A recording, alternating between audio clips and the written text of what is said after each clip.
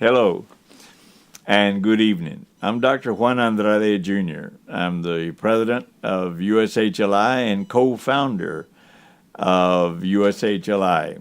And it's my privilege to be with y'all in this manner, be it as it may, to welcome you once again, as you have been welcomed throughout this conference, to all of our major events, and to thank you for coming. And hopefully everyone has enjoyed our program, have been able to watch on video all of our speakers that have inspired me, and I hope they have inspired you, because they have delivered a very powerful message, I believe, and that is a call to action. A call to action that summons the best within us all to step up now, because we are in a historic moment in the history of Latinos in the United States. This is how history will determine how we stepped up, or did we sit down? Did we step up? I think we have to step up. There's too many things going on in this country that are barriers to you and will be along the way, and it will only get worse before it gets better. In my generation, we have struggled hard over the last 40, 50 years to make it better. Not for ourselves, but better for you. And now I believe that destiny has ordained you as the guardians of our rights that we have fought to gain. But you are the guardians now. Do we lose those rights because you let them go? Or do we exercise those rights and retain our power and build more power? For that, we need leaders. We need you as leaders to run for office, to organize, to join campaigns in your own communities, to support those candidates who support our community.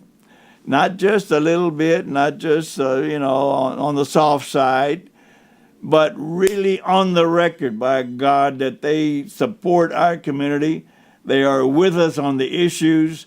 They will fight for us on the floor, and they will vote their convictions, and vote on the promises that they have made to you and to me. That is where we are today. And let me tell you in closing, I wish I could be there with you physically. I can assure you that I have been there every minute of the day during the conference in spirit. It's only because of a medical emergency that was less serious than it was untimely. It was untimely because it hit me right the day before the conference. And emergency action was needed, and it was taken. And now I am on my road back to recovery. I will be well soon, and I'll be back soon. And in the meantime, we need all of us to be equally committed, with passion, with vigor, con ganas, ya saben. But to commit ourselves to defending our community, to defending our rights, whether it's access to health care, access to education, access to employment, sea lo que sea, we need to defend our rights to have access to those things. To whatever opportunities are out there, they are for you and they are for me. And as we struggle along the way to defend ourselves and our community, let us never forget what this is all about. Right now, the struggle is on behalf of DACA recipients. We have got to protect our students. We have to continue supporting them so that they can stay without fear of deportation to complete their education, to retain the jobs that they have, and to do this on a permanent basis, on a pathway to legalization and naturalization. There's nearly 1 million of us in that category. And let me tell you, they are the best and brightest we have in our community. They have a hunger for what you and I are struggling for. And let me tell you, they will not be satisfied until we fulfill that hunger, until we, sit at that table like everybody else, and to make the choices, to make the decisions, and not be on the menu like we are right now. Democrats and Republicans both are playing DACA recipients as pawns, and just a blame game, going back and forth and back and forth. And with the future of DACA recipients dangling in the balance. That's not right. That's not fair. We're bigger than that. We're better than that. And if we are, and I know we are, then we need to step up and fight. And fight and just keep the faith that we can win this fight. Run the good race. Run that good race. This is not something that will end next year or this decade. It may not even end in your lifetime, but it's a long race that has to be run, and we're committed to running that race.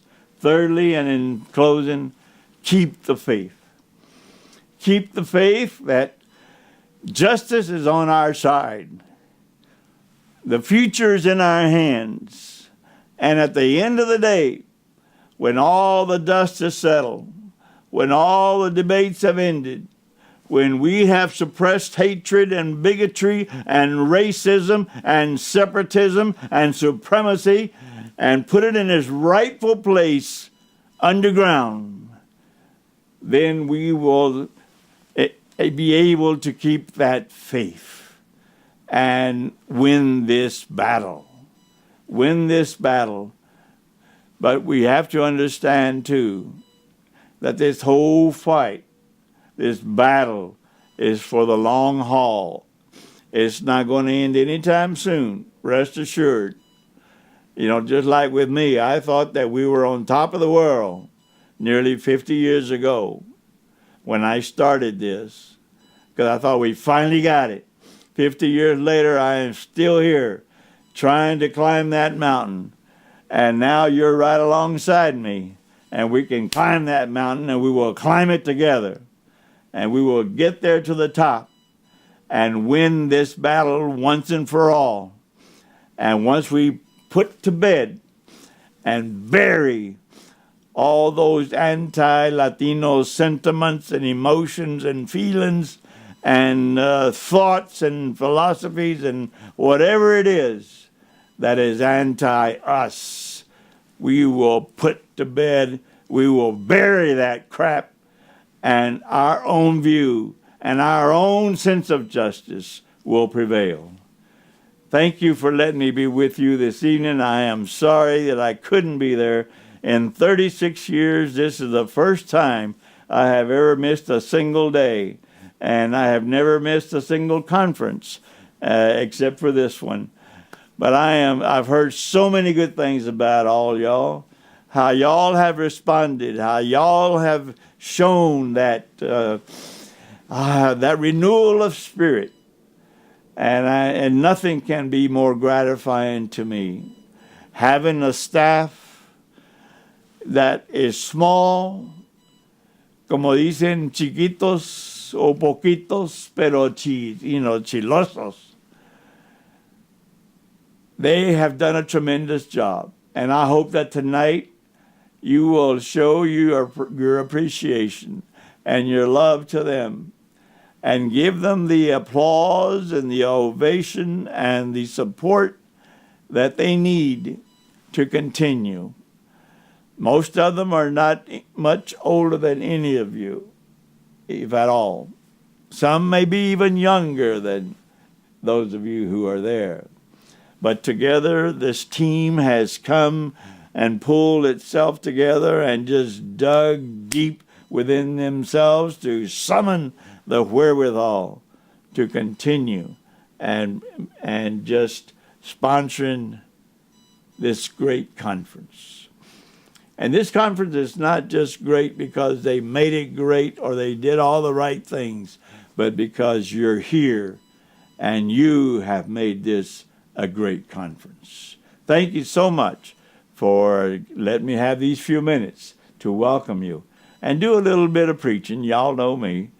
And while I have the mic, let me just also thank our Congressman Raha for being with us this evening, and you can look forward to hearing his message tonight. Okay, thank you and good evening, and we'll see you down the road along the way. Good night.